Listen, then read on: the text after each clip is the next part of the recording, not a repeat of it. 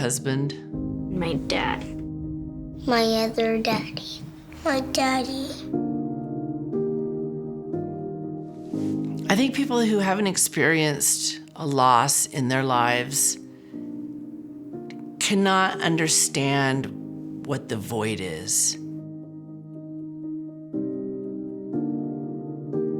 The absolute finality of loss.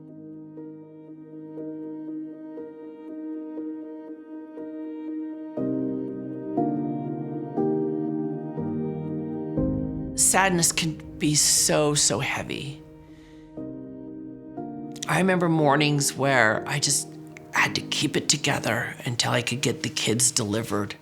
And then I would just lose it in the car, and I would scream and cry and just really wail and pounding on the steering wheel. And I remember times pulling over because I realized I could not be driving safely in that state.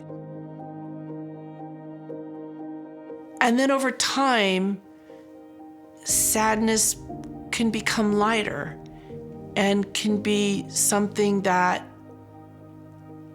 can actually be the touchstone to Dan.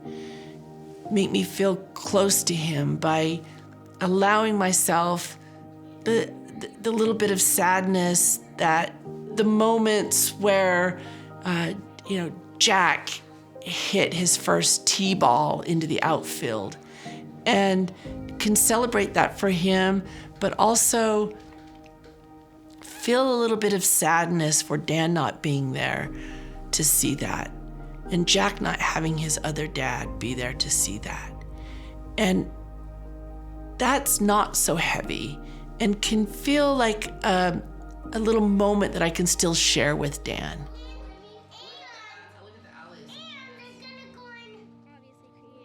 When I'm trying to figure out how I'm going to react to this little behavioral issue that Max is having, or this combative attitude toward homework that Ella might come home with one day, if I can take a moment to think about how Dan would react.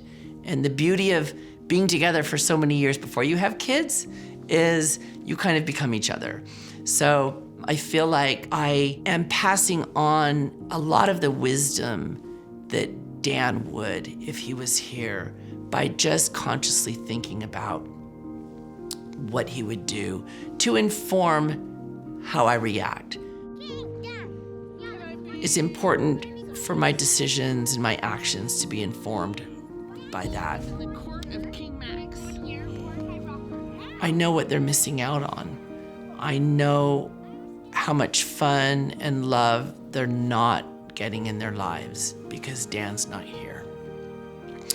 Doesn't mean that life can't be beautiful and full of love and full of fun for them, but it would just be so much richer if Dan was here.